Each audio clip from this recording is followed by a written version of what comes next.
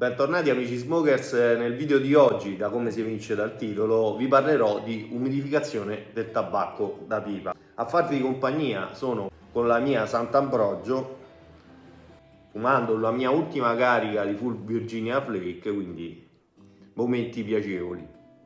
Da premettere che intanto io vi parlerò del mio metodo, di come mi trovo meglio io, e vorrei anche dire che non sono un amante dell'umidificazione del tabacco, ossia lo faccio solo se necessario, se è troppo secco. Sinceramente lo sento dopo che è ritratato con pietre di solito o comunque con dell'acqua, lo sento un po' diverso, lo sento che ci perde un po'. Non sono un biologo, ma sono sicuro che le proprietà organolettiche del tabacco che si disperdono nell'aria facendo sì che il tabacco si secca non tornano indietro con l'umidificazione. È però necessario quando ci ritroviamo con un tabacco troppo secco, oppure quando abbiamo comprato molto tabacco da stipare, da mettere in cambusa e da conservare e non farlo così rovinare. Secondo me la cosa migliore in questo caso, che permette di conservarlo bene e anche di dargli una possibilità anche di maturare nel tempo, è la conservazione nei barattoli di vetro a chiusura ermetica con la guarnizione. E poi ha bisogno l'umidificazione tramite pietra di terracotta. Questa l'ho comprata al tabacchi, è quella che vendono al tabacchi, l'ho divisa addirittura a metà perché vedevo che a mio avviso umidificava troppo. Dopodiché è opportuno fare attenzione che non ci sia molta aria tra il livello del tabacco e il tappo, quindi cercare di riempirli sempre più possibile. Man mano che si consuma il tabacco, magari trasferirlo in un barattolo più piccolo. Quindi è opportuno fornirsi anche di barattoli di diversa dimensione.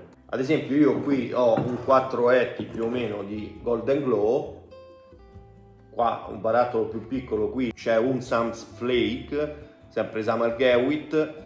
Qua ci sono le cimette, ancora più piccolo. Le guarnizioni, come vedete, esistono in commercio bianche e arancioni. Secondo me le migliori sono quelle arancioni in tenuta e in durata nel tempo. Su questo do ragione allo zio Tony.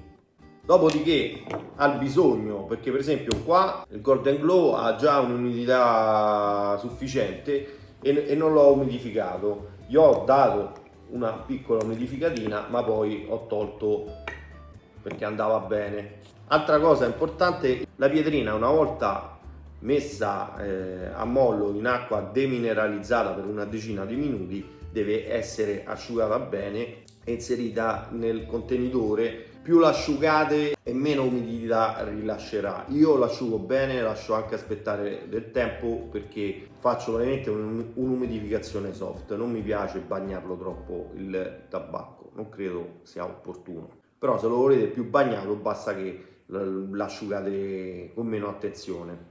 Dopodiché è importante dire anche che non deve entrare a contatto direttamente con il tabacco, se no il tabacco gli si appiccica e potrebbe venirsi a formare della muffa e là so guai.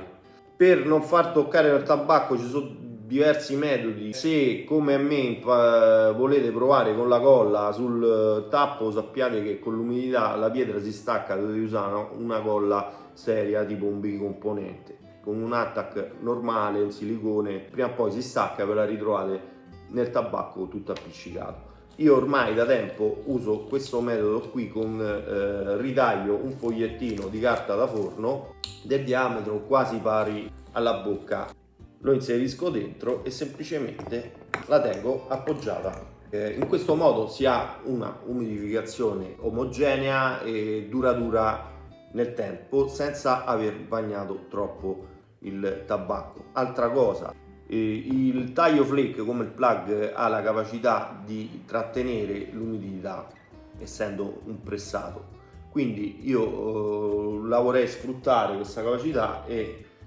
non li vado a sbriciolare, li metto così come sono, magari li faccio un po' più di attenzione a pressarli bene, come va pressato anche il ribbon o il broken flake, senza esagerare, se no soprattutto se è secco, se no si sbriciola. Anche i flake, questi come vedete, come avete visto dal video, questi del St. James erano lunghi, li ho tagliati per evitare che si spezzassero o si sbriciolassero.